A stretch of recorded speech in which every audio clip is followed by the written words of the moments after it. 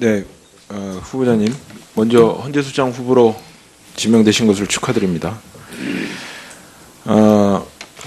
대통령께서 국회에 보낸 임명동의 요청 사유서를 보면 후보자는 헌법재판관으로 재직하시는 동안에 판결을 통해서 피의자의 인권보호의 중요성, 외국인 권리보호, 야간 시위 및 참가자의 집회의 자유, 집행유예 및 수용자의 참정권 보장 등을 위해 앞서가는 결정을 해오신 걸로 이렇게 기록이 되어 있습니다.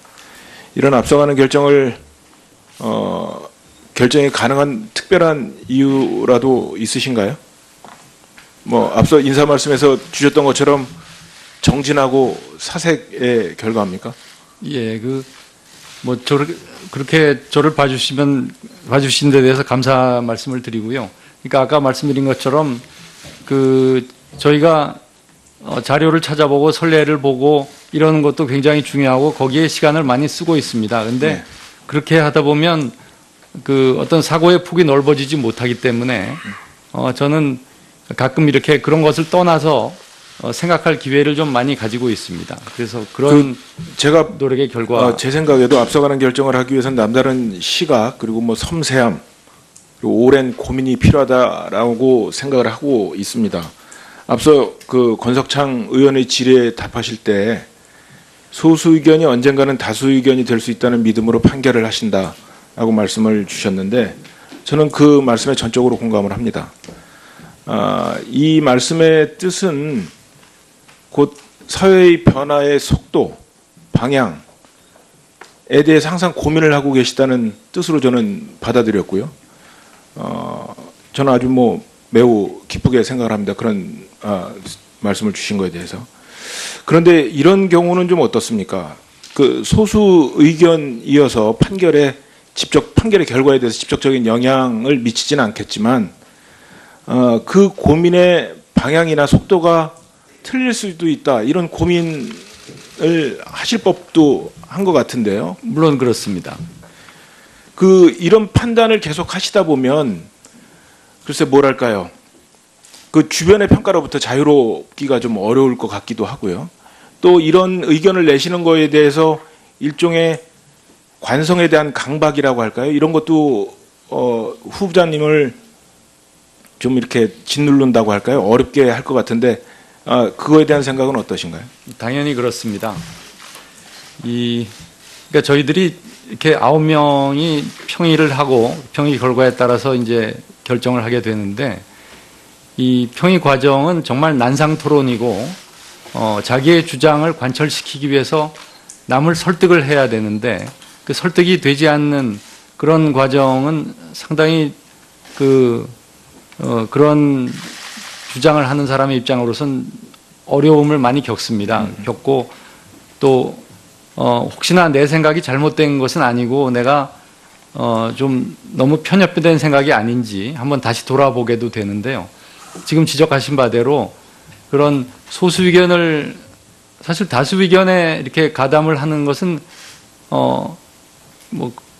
똑같은 고민은 있겠습니다만 소수 의견보다 이렇게 많은 시간과 고민이 네. 필요하지는 않은 것 같습니다. 말씀 잘 들었습니다. 그래서 제가 후보자께서 헌법재판관으로 참여한 판결을 이렇게 조사를 해보니까 총 965건을 판결에 참여를 하셨고요. 그 중에 70여 개의 주요 사건이 있었고 주요 사건들 중에서 주목받은 판결이 한 10건 정도로 알려져 있는데 그 판결들의 예를 들어보면 군 형법조항 중에 그 밖의 추행에 대한 처벌, 합헌 결정에 대해서 해당 구문이 그 해석이 모호하다고 소수 의견을 내셨고 성충동 약물치료, 속칭 화학적 거세라고 하는데요. 이 부분에 대해서 합헌 결정에 대해서 재범 효과 미비와 부작용을 이유로 소수 의견 내셨고 아동 청소년 음란물 소지 및 배포자 신상정보 정보 등록 문제에 대해서 재발 우려가 없는데 정보 수집하는 것은 반대라고 소수 의견 내셨고 성폭력 범죄자의 신상정보 공개 제도 문제에 대해서 인권 침해를 이유로 소수 의견 제시 등의 결정을 내리신 바 있네요. 그러니까 법리를 따진다면 저도 그 후보자의 결정에 대해서 나름대로 근거와 논리가 충분히 있다라고 생각을 하는데 일반적인 시각에서 보면 유독 성 문제에 대해서 좀 다소 개방적이고 관대한 것 아니냐라는 지적들이 있는데 이 부분에 대한 말씀을 주실 수 있겠습니까? 그렇게 보이실 수도 있겠습니다만 제가 성 문제에 관해서 유독 그런 것이 아니고요. 그러니까 지금 말씀하신 그런 뭐 신상 정보 등록이나 이런 부분들을 그러니까 모든 그런 사건들에 일관되어 있는 것이 재범의 위험성에 대한 판단이 없다는 것입니다. 그러니까 어떤 죄를 범해서 어떤 처벌을 받게 되면 무조건 뭐 신상 등록을 하고 뭐 전자발찌를 하게 되고 뭐 등등 하여튼 많은 그런 성범죄자들한테 대한 그 제약이 있습니다. 네. 뭐 그에 대해서 제가 반대하는 건 절대로 아니고요. 네. 그런 조치들이 필요합니다. 그렇지만 그 통계적으로 볼 때 성범죄에 대한 재범률이 일반 사건에 대한 재범률보다 높지 않다는 통계가 있습니다. 이제 그렇다면 그 다른 범죄에 대해서는 이제 그보다 더 높은 재범률을 가진 범죄에 대해서도 그렇게 하지 않는데 네. 그럼 이 재범의 위험성이 개개 그 범죄인들에 대해서 있는지 없는지를 법원이 판단을 하는 그런 과정이 있어야 되는데 그런 것이 없기 때문에 위헌이라는 그런 의견이 되겠습니다. 저도 그 후보자님 의견에 전적으로 동의를 하고요. 근데 다만 그 판결의 그 결과만을 보고 그 과정이나 그 결과를 이끌어내는 과정에 대한 이해가 부족한 일부에서는 그런 오해를 할 수가 있을 것 같아서 그렇습니다. 그 부분에 대한 소명을 좀 듣고자 오늘 질문을 드렸습니다. 예. 이상입니다. 한 말씀 더 드려도 네, 주시죠. 네. 성폭력 또는 성 관련 범죄로 인한 피해는 정말 엄청납니다. 그로 인한 그 여성들의 그 심리적인 또 사회적인 이런 피해 당연히 그건 저희들이 예방을 할 수 있도록 해야 될 것인데 그러한 범죄자라고 해서 그러니까 당연히 그러니까 그런 사람들이 재범의 위험성이 있으면 물론 당연히 그렇게 해야 합니다. 그런데 재범의 위험성이 있는지 여부를 그렇게 전혀 따지지도 않고 범행만 했다고 해서 재범의 위험성을 간주해 버리는 그것이 문제가 있다는 그런 취지입니다. 네, 감사합니다. 예, 수고하셨습니다. 다음은 자유한국당의 이철규 의원님 질의해 주십시오.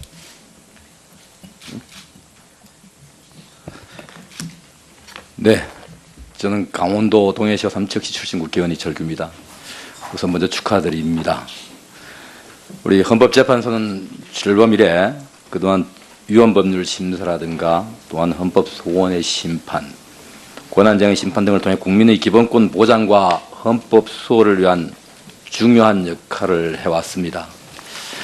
헌법재판소의 결정은 그 당사자뿐만 아니라 국가기관 그 외 일반 국민들의 생활에까지 막대한 영향을 미치고 있습니다. 헌법적 가치를 최우선으로 사회의 다양한 이념과 가치를 포용하여 국민들이 공감하는 시대에 맞는 보편적 결정을 도출하고 나아가 사회적 약자에 대한 배려를 조화시켜 나가야 하는 헌법재판소장의 책무는 다른 어떤 자리보다도 막중하다고 하지 않을 수 없을 것입니다. 우선 청문회 들어가기 전에 우리 후보자께 임명권자인 대통령을 바라보지 마시고 국민 전체를 바라봐 주시기를 먼저 당부드립니다. 그런 만큼 오늘 청문회를 위한 답변이 아닌 우리 후보자님의 소신을 명확하게 좀 밝혀주시기 바랍니다. 들어가기 전에 좀 전에 우리 존경하는 신보라 의원님께서 지난번 헌법재판소장의 직무대행 체제가 장기화되는 것이 적절치 않다는 의견에 대해서 질의를 하셨는데 거기에 대해서 우리 후보자님께서 답변을 명확히 안 하신 것 같습니다. 답변 들어가기 전에 우리 후보자님 생각은 그때 언론에 보도된 내용과 동일하십니까? 아니면은 다르십니까?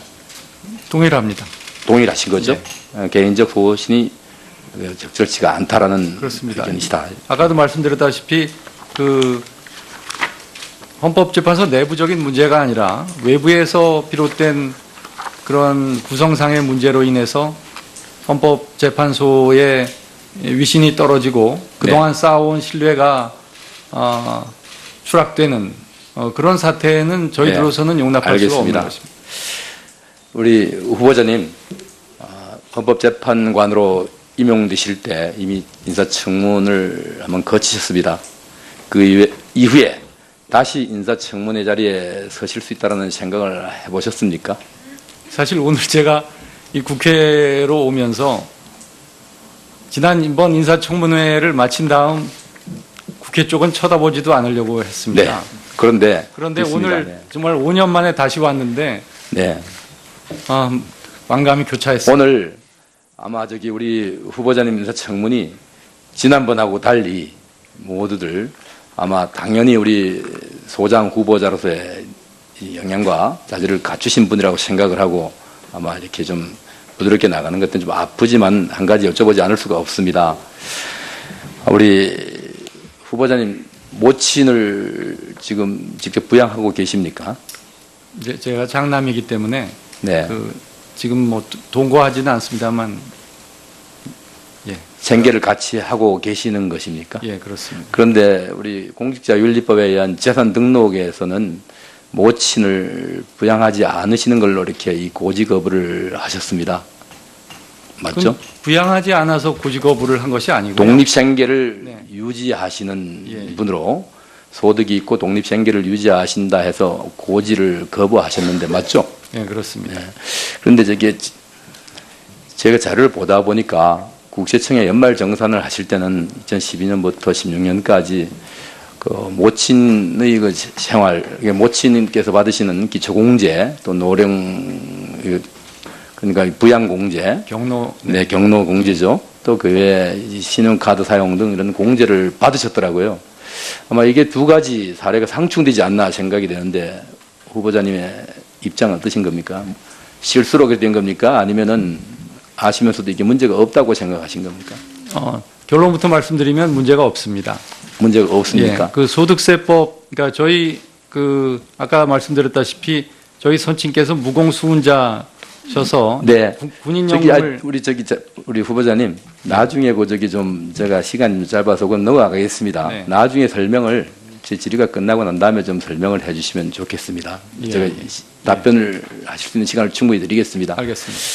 그다음 우리 후보자님 요즘 청와대 이 청원란에 보니까 이 우리 낙태죄 있지 않습니까? 예. 낙태죄와 관련해 가지고 많은 청원들이 들어가고 있습니다. 새 정부는 20만 명 이상이 청원을 하게 되면 거기에 명확한 답변을 하겠다라고 이렇게 밝혔는데요. 만약에 낙태죄를 이제 찬성하는 낙태죄를 폐지하자고 찬성하는 국민들의 청원이 많아서 낙태죄가 폐지되어야 된다라고 이렇게 이 정치적 결정이 내렸을 때 우리 헌법적 가치와 판단에서 상충되는 부분이 있을 수 있다고 봅니까? 아니면 문제 없다고 생각하십니까? 생명권과의 문제를 제가 말씀드리는 겁니다.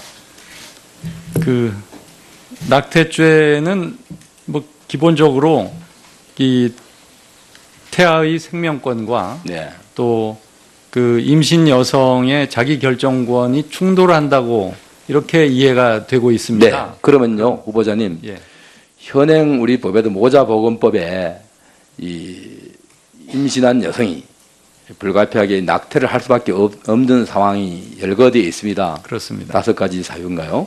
열거되어 있는데 그런 경우에 이 산모는 낙태를 선택할 수 있고 또 그 낙태를 도와주는 의료인들이 어떤 책임도 지지 않는 위법성이 조각된다. 그래가지고 면책이 되고 이미 있습니다. 예. 그럼에도 불구하고 이 낙태죄를 형법에서 삭제했을 경우에 발생할 수 있는 사회적 피해, 또 혼란, 또 우리 인명 경시풍조 이런 것들이 우리 헌법적 가치로 보장될 만한 내용들이 아닌지 한번 후보자님의 의견을 한번 말씀해 보시기 바랍니다. 그 낙태죄를 형법에서 폐지한 것은 이제 입법자이신 의원님들께서 이제 국민적 합의를 이끌어내서 정하실 일인데요. 아까 말씀드린 그런 두 가지의 가치가 충돌하는 문제로 일반적으로 이해를 하고 있습니다만 저는 그 두 가지 가치가 꼭 그렇게 충돌하는 것이냐라고 생각을 합니다. 그 까닭은 말씀드려도 괜찮으신 거죠? 예, 예. 그 까닭은 저도 이제 뭐 며느리들도 있고 또 손자가 넷이나 되는데요. 그렇게 보다 보니까 이 임신 여성은 이제 태아의 태동을 느끼는 순간부터 결국 그 모성애가 이제 발현되기 시작하고 이제 태아와 자신과의 일체감을 느끼는 걸로 저는 이해를 했습니다. 그래서 이제 결국 태아의 생명권에 가장 큰 관심을 가진 사람은 바로 임신한 여성입니다. 그런 임신한 여성이 어쩔 수 없는 사정으로 낙태를 선택하게 될 수도 있는데, 그런 것을 태아의 생명과 이렇게 충돌하는 가치로만 볼 것이 아니고 그 두 가지를 이렇게 조화롭게 하는 방법이 있지 않느냐. 그런 방법으로 전에 미국 연방대법원에서 했듯이 일정한 기간 이내에는 이렇게 낙태를 허용하는 뭐 그런 방향도 가능하다고 생각합니다. 이것이 제가 말씀드린 그 두 가지 충돌을 할 수 있는 가치를 조화시키는 방법이 되지 않을까. 뭐 저는 그렇게 생각을 하고 있습니다만, 더 이상 말씀드리는 것은 사실 그 사건도 지금 저희가 심리 및 평의 중에 있습니다. 그래서 평의 비밀상 더 말씀드리기는 곤란합니다. 드립니다. 우리 헌법재판소는 출범 이래 그동안 위헌법률 심사라든가 또한 헌법소원의 심판, 권한쟁의 심판 등을 통해 국민의 기본권 보장과 헌법 수호를 위한 중요한 역할을 해왔습니다. 헌법재판소의 결정은 당사자뿐만 아니라 국가기관 그 외 일반 국민들의 생활에까지 막대한 영향을 미치고 있습니다. 헌법적 가치를 최우선으로 사회의 다양한 이념과 가치를 포용하여 국민들이 공감하는 시대에 맞는 보편적 결정을 도출하고 나아가 사회적 약자에 대한 배려를 조화시켜 나가야 하는 헌법재판소장의 책무는 다른 어떤 자리보다도 막중하다고 하지 않을 수 없을 것입니다. 우선 청문회 들어가기 전에 우리 후보자께 임명권자인 대통령을 바라보지 마시고 국민 전체를 바라봐 주시기를 먼저 당부드립니다. 그런 만큼 오늘 청문회를 위한 답변이 아닌 우리 후보자님의 소신을 명확하게 좀 밝혀주시기 바랍니다. 들어가기 전에 좀 전에 우리 존경하는 신보라 의원님께서 지난번 헌법재판소장의 직무대행 체제가 장기화되는 것이 적절치 않다라는 의견에 대해서 질의를 하셨는데, 거기에 대해서 우리 후보자님께서 답변을 명확히 안 하신 것 같습니다. 답변 들어가기 전에 우리 후보자님 생각은 그때 언론에 보도된 내용과 동일하십니까? 아니면은 다르십니까? 동일합니다. 동일하신 거죠? 네. 개인적 소신이 적절치가 않다라는 그렇습니다. 의견이시다. 아까도 말씀드렸다시피 헌법재판소 내부적인 문제가 아니라 외부에서 비롯된 그런 구성상의 문제로 인해서 헌법재판소에 말씀을 주신 거에 대해서. 그런데 이런 경우는 좀 어떻습니까? 소수 의견이어서 판결의 결과에 대해서 직접적인 영향을 미치지는 않겠지만, 그 고민의 방향이나 속도가 틀릴 수도 있다, 이런 고민을 하실 법도 한 것 같은데요. 물론 그렇습니다. 이런 판단을 계속 하시다 보면 글쎄 뭐랄까요, 주변의 평가로부터 자유롭기가 좀 어려울 것 같기도 하고요. 또 이런 의견을 내시는 거에 대해서 일종의 관성에 대한 강박이라고 할까요? 이런 것도 후보자님을 좀 이렇게 짓누른다고 할까요? 어렵게 할 것 같은데, 그거에 대한 생각은 어떠신가요? 당연히 그렇습니다. 그러니까 저희들이 이렇게 9명이 평의를 하고 평의 결과에 따라서 이제 결정을 하게 되는데, 이 평의 과정은 정말 난상 토론이고, 자기의 주장을 관철시키기 위해서 남을 설득을 해야 되는데, 그 설득이 되지 않는 그런 과정은 상당히 그런 주장을 하는 사람의 입장으로선 어려움을 많이 겪습니다. 겪고 또 혹시나 내 생각이 잘못된 것은 아니고 내가 좀 너무 편협된 생각이 아닌지 한번 다시 돌아보게도 되는데요. 지금 지적하신 바대로 그런 소수 의견을 사실 다수 의견에 이렇게 가담을 하는 것은 뭐 그 똑같은 고민은 있겠습니다만 소수 의견보다 이렇게 많은 그 시간과 고민이 네. 필요하지는 않은 것 같습니다. 그 말씀 잘 들었습니다. 그래서 제가 후보자께서 헌법재판관으로 참여한 판결을 이렇게 조사를 해보니까 총 965건. 네, 후보자님 먼저 헌재소장 후보로 지명되신 것을 축하드립니다. 대통령께서 국회에 보낸 임명동의 요청 사유서를 보면 후보자는 헌법재판관으로 재직하시는 동안에 판결을 통해서 피의자의 인권보호의 중요성, 외국인 권리보호, 야간 시위 및 참가자의 집회의 자유, 집행유예 및 수용자의 참정권 보장 등을 위해 앞서가는 결정을 해오신 걸로 이렇게 기록이 되어 있습니다. 이런 앞서가는 결정을 결정이 가능한 특별한 이유라도 있으신가요? 뭐 앞서 인사 말씀에서 주셨던 것처럼 정진하고 사색의 결과입니까? 예, 뭐 그렇게 저를 봐주신 데 대해서 감사 말씀을 드리고요.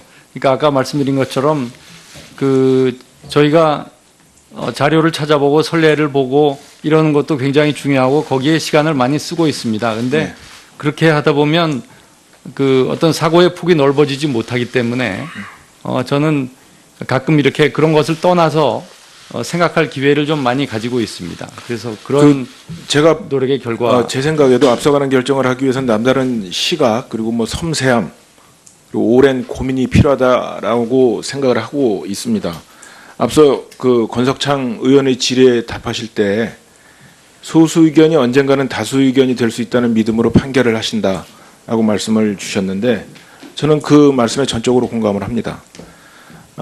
이 말씀의 뜻은 곧 사회의 변화의 속도, 방향에 대해서 항상 고민을 하고 계시다는 뜻으로 저는 받아들였고요. 저는 아주 매우 기쁘게 생각을 합니다. 그런 판결에 참여를 하셨고요. 그중에 70여 개의 주요 사건이 있었고 주요 사건들 중에서 주목받은 판결이 한 10건 정도로 알려져 있는데 그 판결들의 예를 들어보면 군 형법 조항 중에 그 밖의 추행에 대한 처벌, 합헌 결정에 대해서 해당 구문이 그 해석이 모호하다고 소수 의견을 내셨고 성충동 약물 치료, 속칭 화학적 거세라고 하는데요.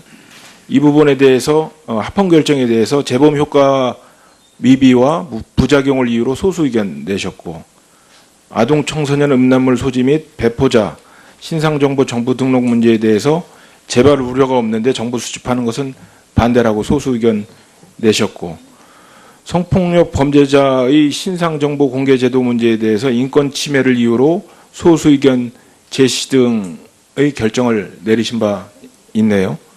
그러니까 법리를 따진다면 저도 그 후보자의 결정에 대해서 나름대로 근거와 논리가 충분히 있다라고 생각을 하는데 일반적인 시각에서 보면 유독 성 문제에 대해서 좀 다소 개방적이고 관대한 것 아니냐라는 지적들이 있는데 이 부분에 대한 말씀을 주실 수 있겠습니까? 그렇게 보이실 수도 있겠습니다만 제가 성 문제에 관해서 유독 그런 것이 아니고요. 그러니까 지금 말씀하신 그런 신상 정보 등록이나 이런 부분들을 그러니까 모든 그런 사건들에 일관되어 있는 것이 재범의 위험성에 대한 판단이 없다는 것입니다. 그러니까 어떤 죄를 범해서 어떤 처벌을 받게 되면 무조건 신상 등록을 하고 전자발찌를 하게 되고 등등 하여튼 많은 그런 성범죄자들한테 대한 그 제약이 있습니다. 네. 그에 대해서 제가 반대하는 건 절대로 아니고요. 네. 그런 조치들이 필요합니다. 그렇지만 통계적으로 볼 때 성범죄에 대한 재범률이 일반 사건에 대한 재범률보다 높지 않다는 통계가 있습니다. 이제 그렇다면 다른 범죄에 대해서는 이제 그보다 더 높은 재범률을 가진 범죄에 대해서도 그렇게 하지 않는데 네. 그럼 이 재범의 위험성이 개개 그 범죄인들에 대해서 있는지 없는지를 법원이 판단을 하는 그런 과정이 있어야 되는데 그런 것이 없기 때문에 위헌이라는 그런 의견이 되겠습니다. 저도 그 후보자님 의견에 전적으로 동의를 하고요. 근데 다만 그 판결의 그 결과만을 보고 그 과정이나 그 결과를 이끌어내는 과정에 대한 이해가 부족한 일부에서는 그런 오해를 할 수가 있을 것 같아서 그 부분에 대한 소명을 좀 듣고자 오늘 질문을 드렸습니다. 예. 이상입니다. 한 말씀 더 수고하셨습니다. 드려도 네, 주시죠. 네. 성폭력 또는 성 관련 범죄로 인한 피해는 정말 엄청납니다. 그로 인한 그 여성들의 그 심리적인 또 사회적인 이런 피해 당연히 그건 저희들이 예방을 할 수 있도록 해야 될 것인데 그러한 범죄자라고 해서 그러니까 당연히 그러니까 그런 사람들이 재범의 위험성이 있으면 물론 당연히 그렇게 해야 합니다. 그런데 재범의 위험성이 있는지 여부를 그렇게 전혀 따지지도 않고 범행만 했다고 해서 재범의 위험성을 간주해 버리는 그것이 문제가 있다는 그런 취지입니다. 네, 감사합니다. 예, 수고하셨습니다. 다음은 자유한국당의 이철규 의원님 질의해 주십시오.